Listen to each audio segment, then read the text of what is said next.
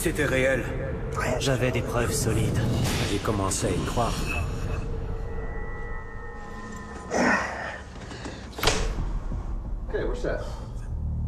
Je vis au Tennessee. La musique country, c'est ma vie. À l'âge de 4 ans, j'ai entendu Hank Williams à la radio pour la première fois et j'ai su que je chanterais du country. À n'importe quel prix. Mais pas à ce prix-là.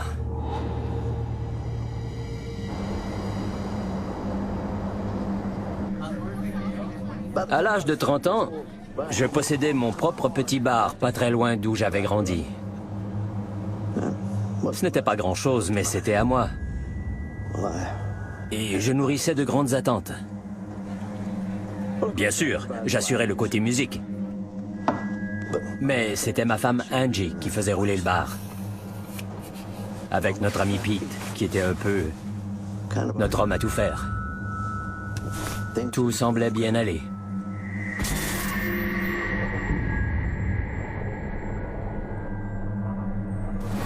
Il faut fêter ça. Ma femme et moi, on va avoir un bébé. C'est quand même paradoxal que la plus belle nouvelle du monde déclenche une série d'événements effroyables dont, encore aujourd'hui, je ne suis pas très à l'aise de parler. Santé.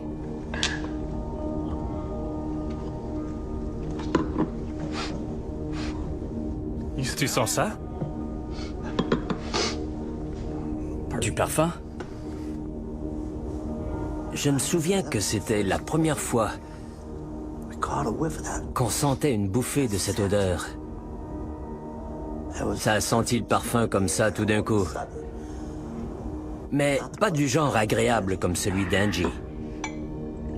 Pete réagissait très mal à la nouvelle de la grossesse. Il avait l'air tracassé, comme s'il voulait me mettre en garde. Cet immeuble a une histoire. Il y a eu des choses horribles ici. Et qu'est-ce que ça change? Pete s'est mis à parler d'esprit, de mauvais esprits dans mon bar, qui voulaient s'en prendre à ma femme. Je me demandais bien de quoi il parlait. D'accord. Arrête, vieux. Ne me parle plus de ça. Je me suis fâché pour qu'il arrête. Tu comprends pas. Arrête, ça suffit. J'essaie de faire la fête.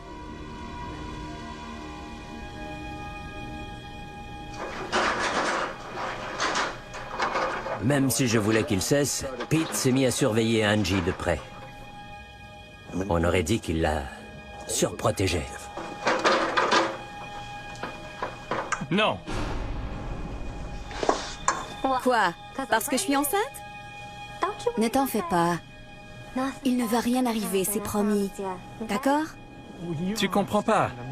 Tous ces trucs... Hé, laisse-la tranquille. Allez, au travail.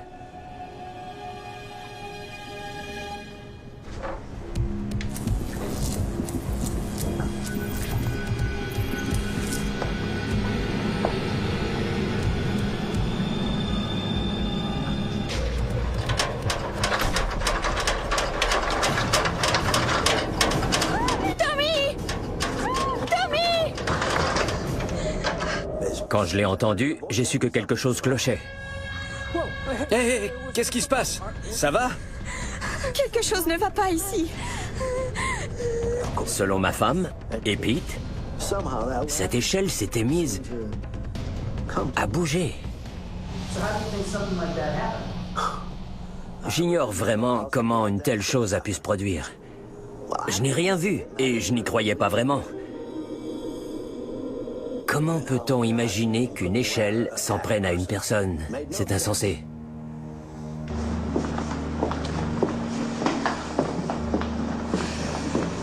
On avait peut-être tous besoin d'une pause. Angie devait se reposer. Prends soin de toi. On a donc fermé pendant quelques semaines et je suis reparti en tournée. Prends soin de mon bébé. Je n'allais pas plus loin que le Tennessee. C'était le spectacle. Ce fut l'un de nos meilleurs.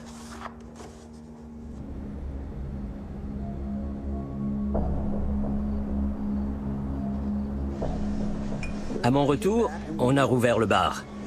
Angie avait le ventre rond. Il va arriver un malheur. Ils savent que tu es revenu. Qui? Pete s'est mis à parler des mauvais esprits de nouveau. Ce sont... Hé! Viens! J'ai besoin de ton aide dehors. Je ne voulais surtout pas qu'il inquiète ma femme.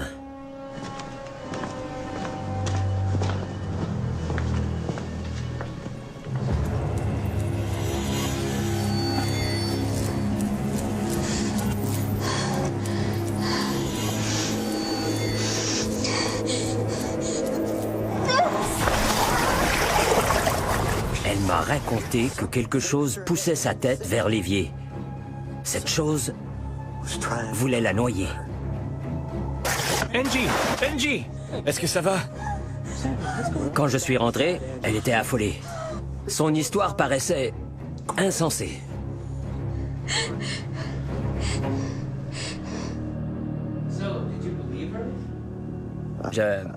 Je préfère ne pas répondre. Je n'étais pas avec elle. Elle y croyait, mais je n'ai pas vu ce qui s'est passé. Ce bar, c'était mon rêve depuis toujours. Mais c'est devenu son cauchemar. Pete veillait sur elle, comme toujours. Il a décidé qu'il était temps de lui dire pourquoi ces choses se produisaient. Il lui a raconté que notre bar avait un sombre passé qui s'étalait sur plus d'un siècle. Cet endroit est lié à la mort de femme enceinte. Elle sait. Annie Hunter. Elle était enceinte de 5 mois. Elle avait été tuée par son petit ami et un complice en 1896. Ils lui ont coupé la tête. Et l'ont enterrée sous le bar. Voici des photos de l'abattoir qui a été démoli. Plus tard, ils ont construit un relais routier par-dessus.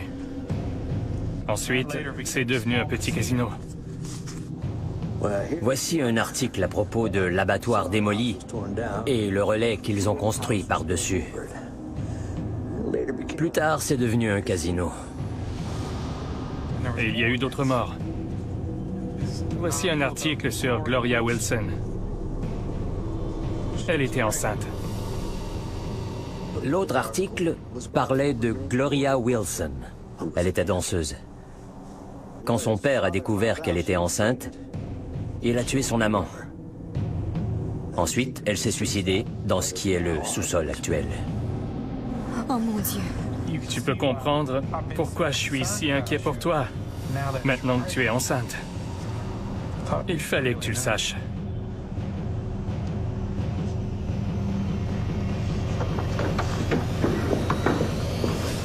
Vous imaginez comment Angie se sentait, sachant cela? Tommy, des femmes enceintes sont mortes ici. Quoi? J'en ai la preuve. J'ai eu droit à une longue réprimande. Elle était convaincue que le bar abritait les fantômes de tous ces morts, de ces pauvres femmes enceintes et de ces meurtriers. Mais pour moi, ces histoires faisaient partie du passé.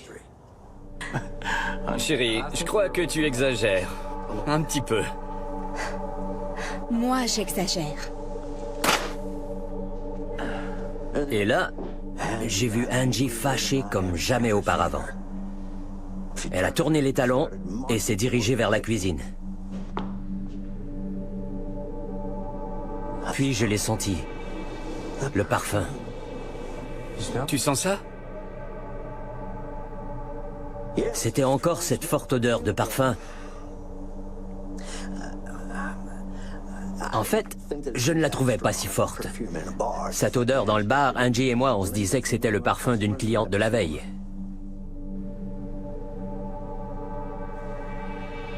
Du parfum.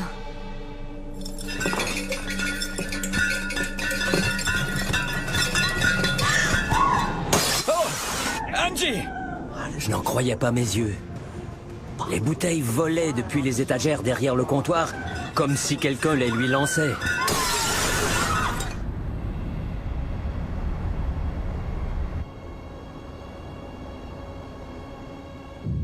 Quand ma femme est tombée enceinte, des choses étranges ont commencé à se produire au bar. On a découvert que des femmes avaient été tuées au sous-sol. Je ne m'en rendais pas compte alors, mais quelque chose voulait s'en prendre à ma femme. Angie! Angie! Les bouteilles volaient depuis les étagères derrière le comptoir, comme si quelqu'un les lui lançait. Mais il n'y avait personne. Est-ce que ça va? Tu es sûr? Tu me crois maintenant? Je la croyais, c'est sûr. J'avais pu le voir de mes propres yeux. Pete la dévisageait froidement. Il semblait différent. Et plus tard, j'ai découvert que j'avais raison. Angie s'est mise à saigner. Attends ici, je reviens, d'accord? On a foncé vers l'hôpital. Ça ira? Merci. Les médecins nous ont dit qu'elle risquait de perdre l'enfant. J'ai prié pour ma femme et le bébé. Je pense que mes prières ont été exaucées. Après 4 jours, elle était tirée d'affaire. Et j'ai pu la ramener chez nous.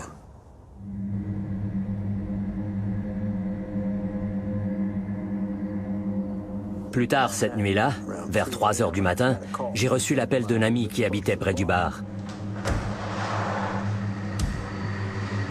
Il m'a dit avoir entendu des bruits forts qui provenaient de l'intérieur. Il y a quelqu'un?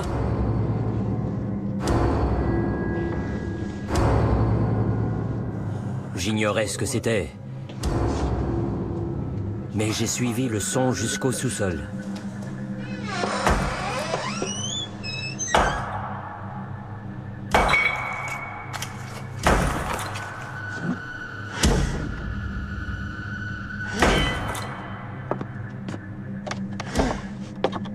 J'ai vu Pete. Il cognait sur le sol en béton. Il avait l'air détraqué. On aurait dit une autre personne. Creuse! Creuse! Il n'était pas lui-même. Il semblait possédé. Creuse! Je l'ai laissé creuser au sous-sol et j'ai appelé le prêtre en ville.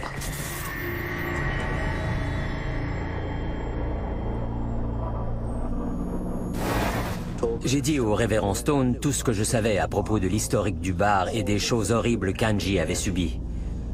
Et bien sûr, je lui ai parlé du comportement étrange de Pete. Quand le révérend Stone est arrivé, Pete creusait toujours au sous-sol. C'est de sa faute! Elle l'a cherché! Selon le révérend, vu l'historique de morts non naturelles qui ont eu lieu dans l'édifice, il était fort possible qu'un esprit maléfique s'en serve comme d'une sorte de portail vers l'au-delà. Creuse! Alors, oui, peut-être que Pete était effectivement possédé. Après tout ce que j'avais vu, j'y croyais vraiment. Le révérend a voulu exorciser Pete au plus vite. Pour les besoins des dossiers de l'église, il m'a demandé de filmer. Puis il a commencé. Au nom de Jésus, je vous ordonne de partir.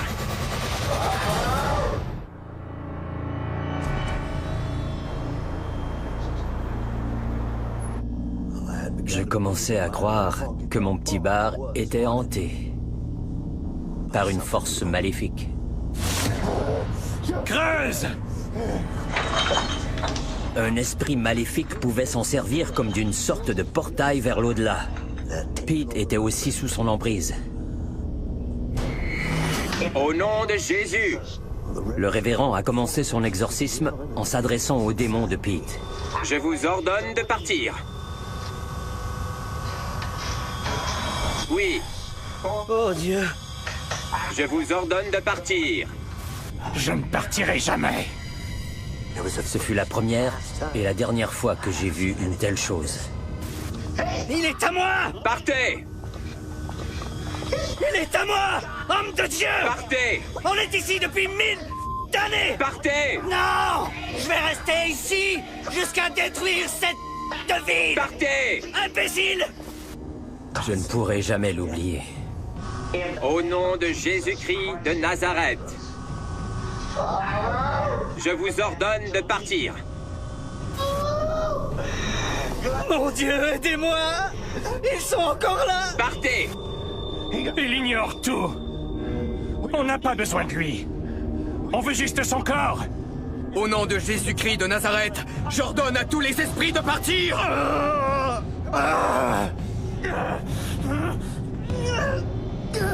Mon Dieu, aidez-moi. Ils sont encore là.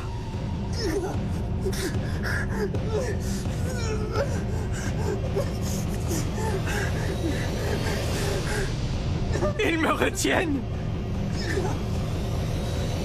Au nom de Dieu. Dans la pièce, la tension était très forte.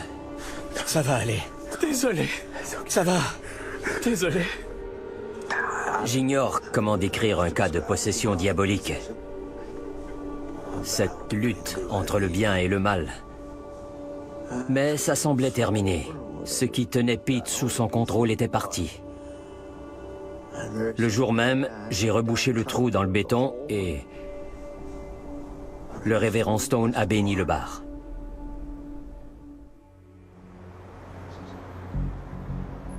Merci.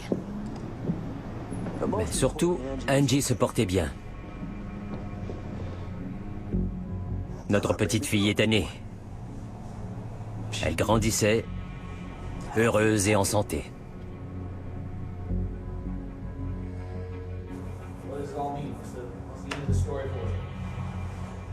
Vous voulez que je dise ce que j'y ai cru? J'ai cru ce que j'ai vécu. Ce que j'ai vu de mes propres yeux. Ça, c'était réel. Et j'y ai cru assez pour afficher une mise en garde dans mon bar. Je crois que cette affiche dit tout.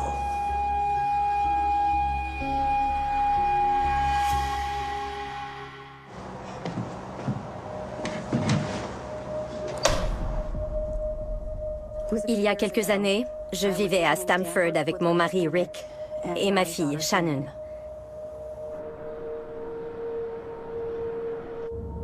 C'était au printemps. Shannon nous suppliait d'adopter un animal.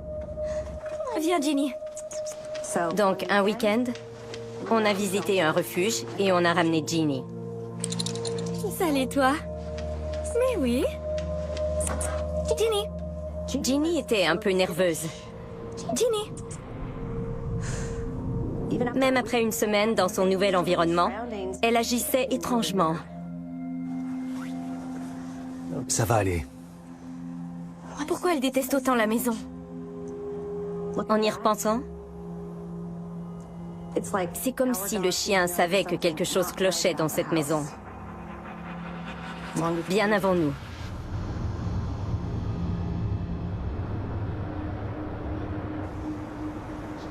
Quelques semaines après l'adoption du chien... Hé, viens ici.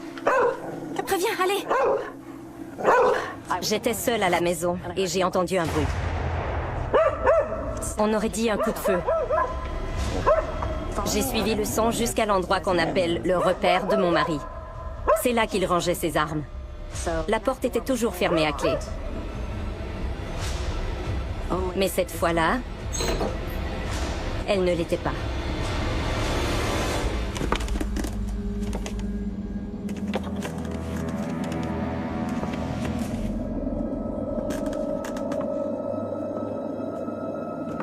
La pièce était congelée.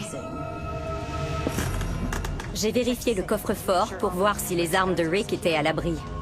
Elles l'étaient.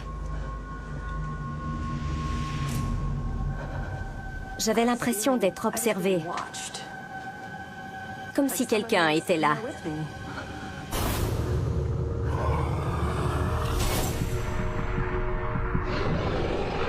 Je me suis dit que j'avais rêvé.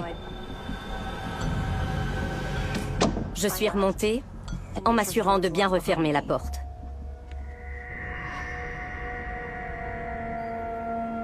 Plus tard, cette nuit-là,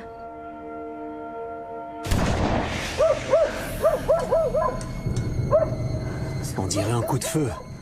j'étais vraiment effrayée. Il y a quelqu'un en bas. Rick a fouillé la maison. Il n'a trouvé aucune trace d'effraction. Il est donc allé voir si ses armes étaient à l'abri.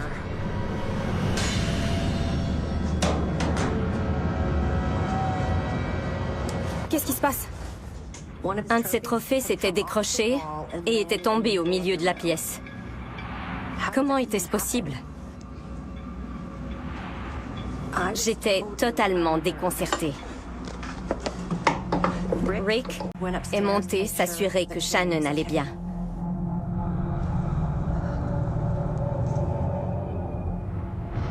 Soudain, une lumière est apparue.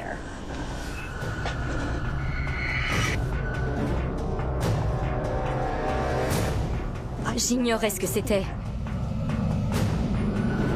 J'ai pris des photos. Car personne n'aurait cru ce que je venais juste de voir. Puis la lumière a disparu. Je suis sortie à toute vitesse. Là, j'ai vu Ginny couchée sur le sol. Ginny? Ginny? Est-ce que ça va? Elle était morte.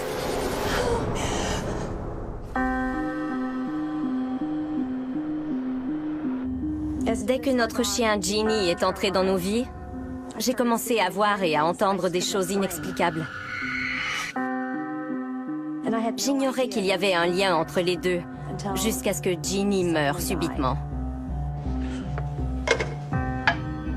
Le vétérinaire qui l'a examinée a dit qu'elle était morte des suites d'un niveau très élevé de cortisol. C'est une hormone du stress. C'est comme si notre chienne avait eu peur à mort.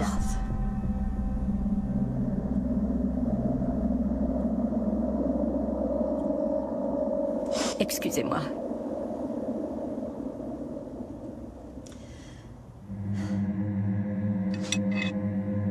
J'étais tellement bouleversée par cet événement que j'ai oublié de raconter à Rick et Shannon tout ce qui s'était produit au sous-sol. Je dois vous montrer quelque chose. C'est une photo de la nuit passée.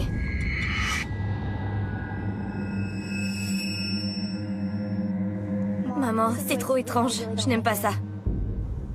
Ma fille a toujours eu une imagination fertile. Alors la photo de la lumière, le trophée tombé du mur et la mort subite de notre chien, ça commençait à faire beaucoup pour elle. D'accord, chérie, calme-toi. Me calmer? Bien sûr que non. Mais que veux-tu qu'on y fasse? Il y a un fantôme qui vit dans cette maison. Attends, n'exagère pas. Je n'exagère pas. Cette chose dans la maison a tué Ginny. Je ne dors plus ici jusqu'à ce qu'il parte. Je m'en vais chez Erin. Je pensais que les choses allaient se calmer. Mais non. Bien au contraire.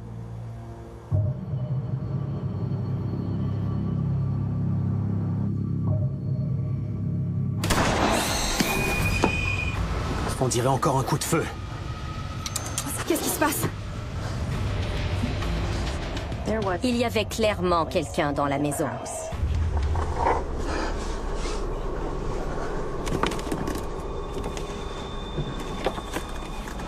J'entendais parler.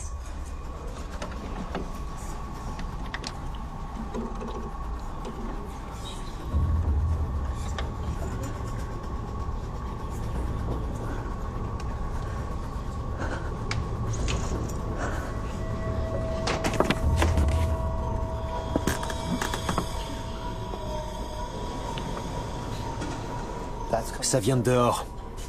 Je vais voir. Attends ici.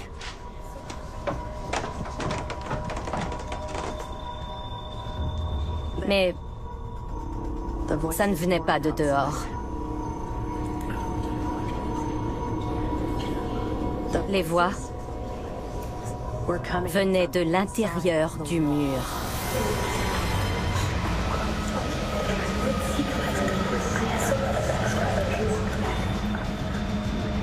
Puis, j'ai aperçu une ombre sur le mur. C'était celle d'un homme.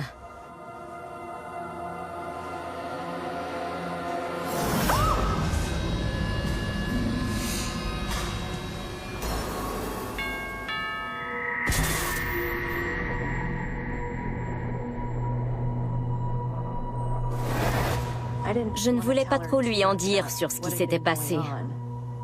Mais dès que j'ai ouvert la bouche, ça s'est mis à débouler. Les bruits, les voix au sous-sol. Et bien sûr, toute l'histoire de Ginny. Je suis désolée. J'ignorais même que vous aviez un chien. Êtes-vous au courant pour la famille qui a habité votre maison? Non. Non, pas vraiment. Ils avaient un garçon. C'était un garçon dérangé. Il torturait des animaux.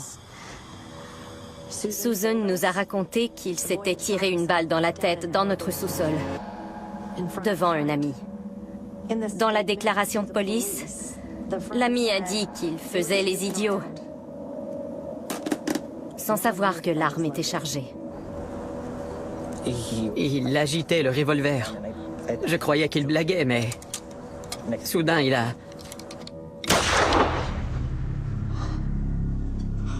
Il a appuyé sur la détente. C'en était trop. J'en avais assez entendu. J'ignorais à quoi on avait affaire, mais je me disais qu'on avait besoin d'une aide professionnelle.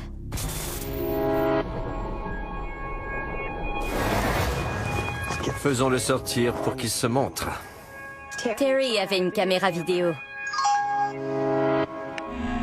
Il a commencé à se promener dans la maison.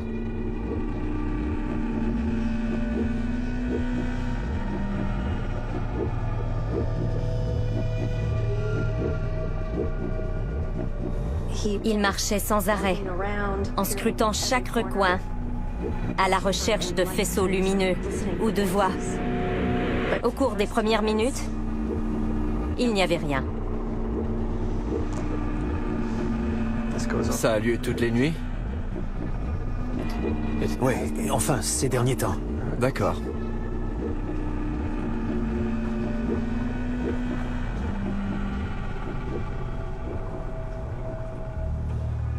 Wow.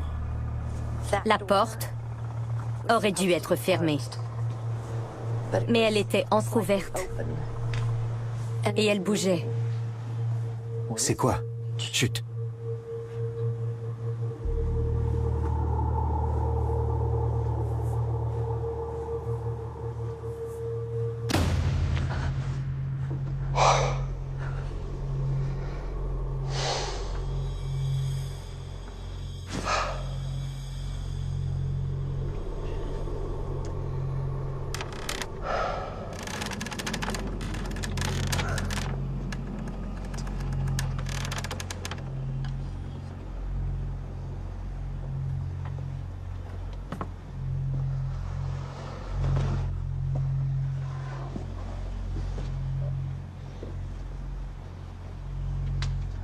Ensuite, on est descendu au sous-sol. J'espérais qu'on entendrait encore les voix pour que Terry en soit témoin. Mais ce ne fut pas le cas. Du moins pas au début. Je crois qu'on tient quelque chose.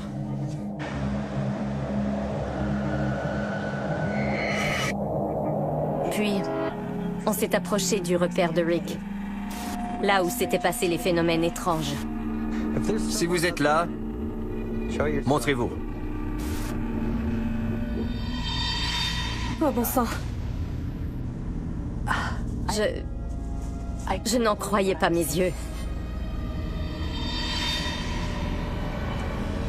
J'ai déjà vu cette ombre avant.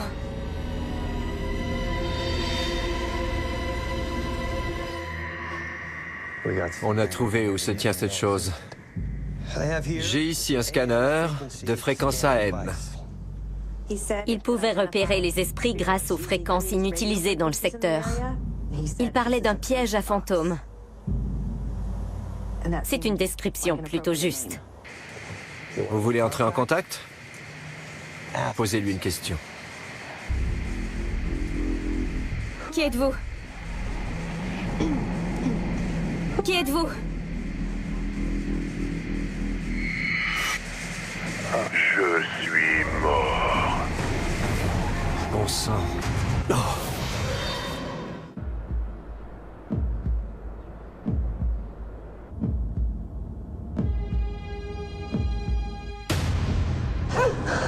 Les détonations et les nuits blanches se multipliaient. On a donc fait appel à un professionnel pour comprendre ce qui se passait dans notre maison. Qui êtes-vous? Qui êtes-vous? Je suis mort. Bon sang. Oh. Comment êtes-vous mort? Je me suis suicidé. J'étais nerveuse. J'étais en train de parler à l'esprit du garçon qui s'était tiré une balle. Je n'ai jamais eu aussi peur de ma vie.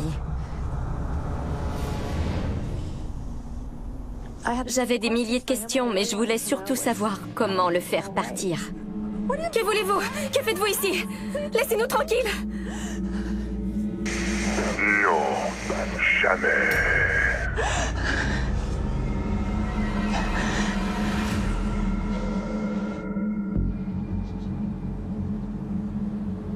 Ce garçon n'avait aucune intention de partir. Alors on a fait nos valises et on a loué une maison quelques kilomètres plus loin. La maison est toujours à vendre. La rumeur s'est répandue et personne ne veut l'acheter. Imaginez votre pire cauchemar et multipliez ça par 10. C'est ce qu'on a vécu dans cette maison.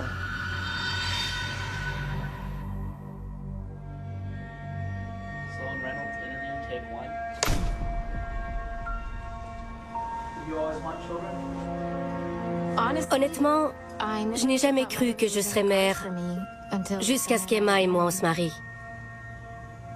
Étant moi-même une enfant adoptée, je considérais vraiment l'adoption. Je savais qu'il y aurait des difficultés, mais je ne savais pas que nos vies seraient chamboulées à ce point-là.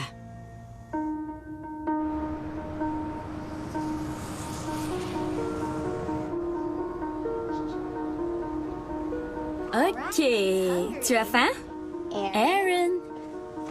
Ça a l'air bon, chérie, merci. Quand Aaron est arrivé chez nous, il était évidemment très timide et effacé. Aaron, tu veux de la salade? Jusqu'au point de ne pas parler du tout. Il ne disait rien. Il était à l'adoption depuis la mort de sa mère quand il avait 2 ans. Donc on avait espoir qu'il fasse sa place chez nous. Mais après environ 1 semaine, il n'avait toujours pas dit un seul mot.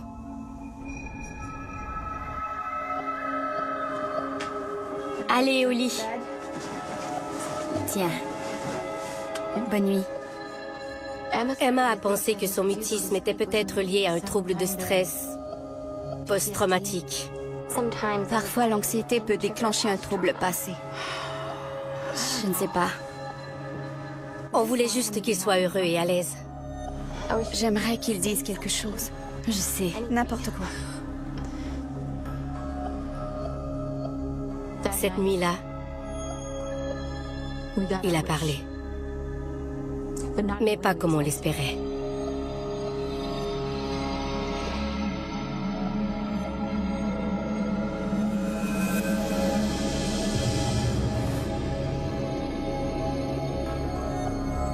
À l'aide! On arrive! Aaron criait de toutes ses forces. Ce sont les cris les plus terrifiants que j'ai jamais entendus. À l'aide! J'étais sûre qu'il s'était blessé. Hé, hey, ça va? La femme! Il y avait une femme là! Où? On a d'abord cru à un mauvais rêve, à un cauchemar lié à son anxiété. Ça m'arrivait souvent, petite. Mais en vérité, on était un peu soulagés. Au moins, il avait parlé. Mais dès le lendemain, il est redevenu muet. Et la nuit, il avait trop peur d'aller se coucher. Alors, on est resté avec lui jusqu'à ce qu'il s'endorme.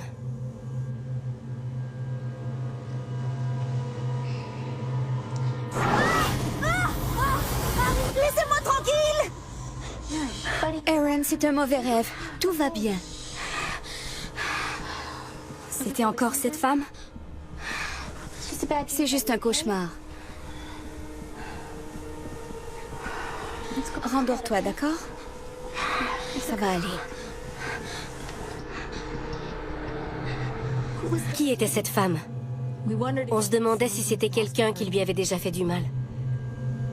Sinon, pourquoi en avait-il aussi peur?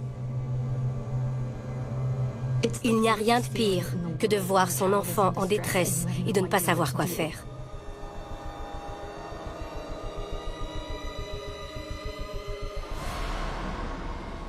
Je me suis souvenu ce qu'un psychologue avait fait quand j'étais enfant pour mes terreurs nocturnes. Il m'avait demandé de dessiner ce qui me faisait peur. Alors le lendemain matin, on a essayé. Je comprends que c'est difficile de parler de ce qui te fait peur. Veux-tu essayer de le dessiner? Qu'on comprenne mieux? Aaron a pris un crayon et s'est mis à dessiner. Peux-tu me dire qui c'est? C'est moi?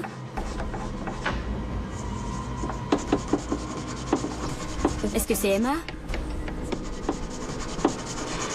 C'est quelqu'un que tu as connu avant d'habiter avec nous? Non, c'est la femme! Aaron semblait croire que la femme en robe blanche sur son dessin était réelle.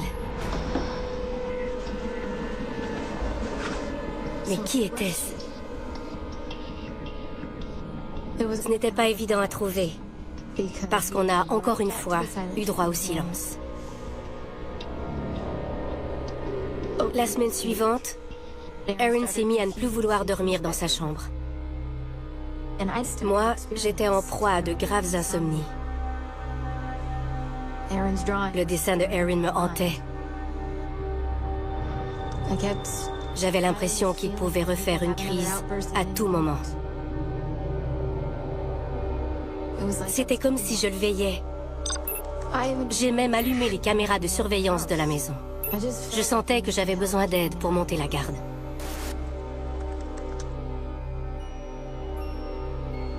Une nuit, pendant qu'Emma et Aaron dormaient, j'ai reçu une notification. La caméra de la cuisine avait capté du mouvement. Mais je ne voyais rien bouger du tout.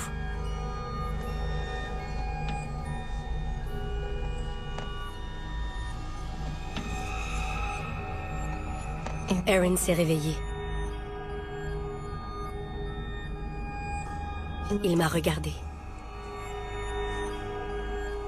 En fait, il regardait derrière moi. Parce que quelque chose était là.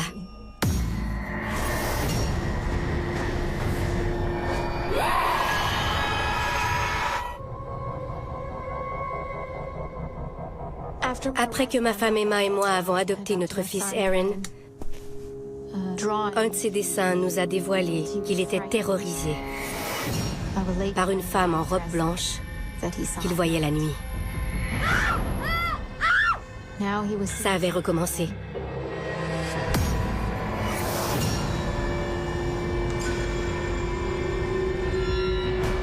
Aaron était mort de peur. Mais moi, je ne voyais rien. Je me souviens m'être demandé « Que peut-il bien se passer dans ma maison ?»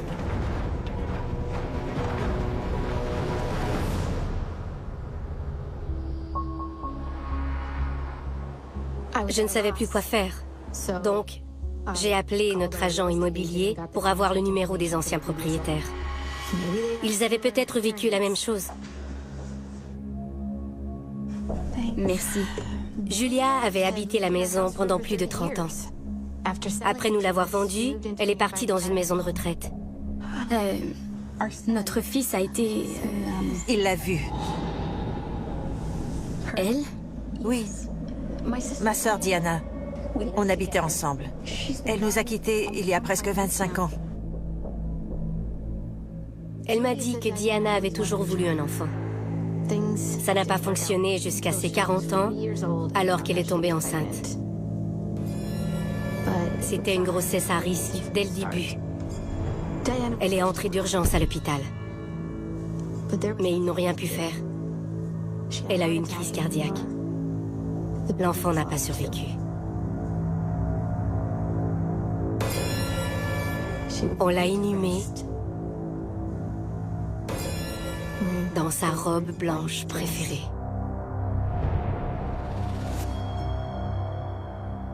Julia m'a dit que peu après l'enterrement, l'esprit de Diana m'est apparu dans la maison. On aurait dit qu'elle voulait que je sache qu'elle était encore là et qu'elle veillait sur moi.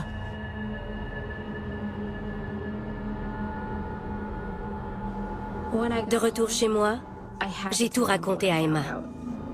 Tu ne penses pas sérieusement qu'Aaron voit un fantôme? Je n'en sais rien. J'ai reçu une notification. Il y a du mouvement dans la cuisine. J'y suis allée pour voir ce que c'était. Ça bougeait dans la cuisine. Mais j'étais précisément là et je ne voyais rien du tout. Regarde! Mais la caméra de la cuisine la voyait. Elle était juste là, sur l'écran.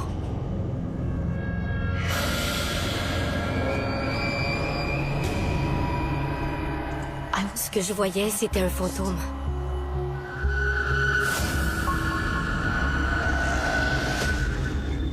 C'est elle. Je n'ai jamais eu aussi peur de toute ma vie. La vidéo de surveillance le prouvait. On voyait le spectre d'une femme dans notre cuisine. Notre fils n'était pas fou.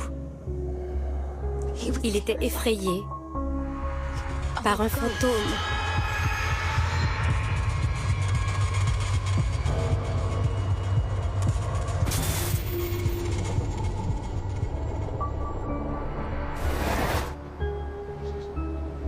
Maintenant qu'Emma et moi, on savait mieux à quoi on avait affaire, on a contacté Julia.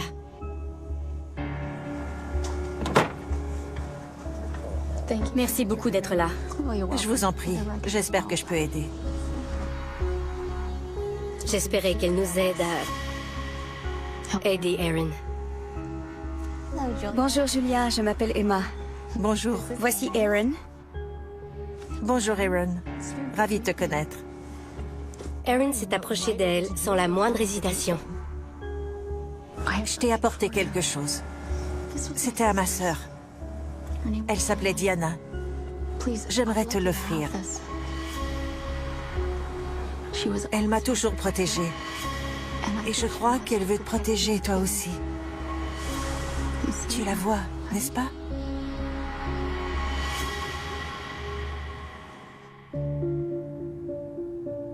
Après ça, les visions et les terreurs nocturnes ont cessé.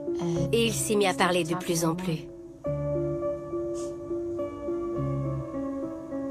Aaron nous a dit qu'il regrettait d'avoir eu peur de la dame en blanc. Il nous a même dit qu'il s'en ennuyait parfois. Il croit que Diana était en fait son ange gardien. Parfois, il faut croire ce qu'on voit.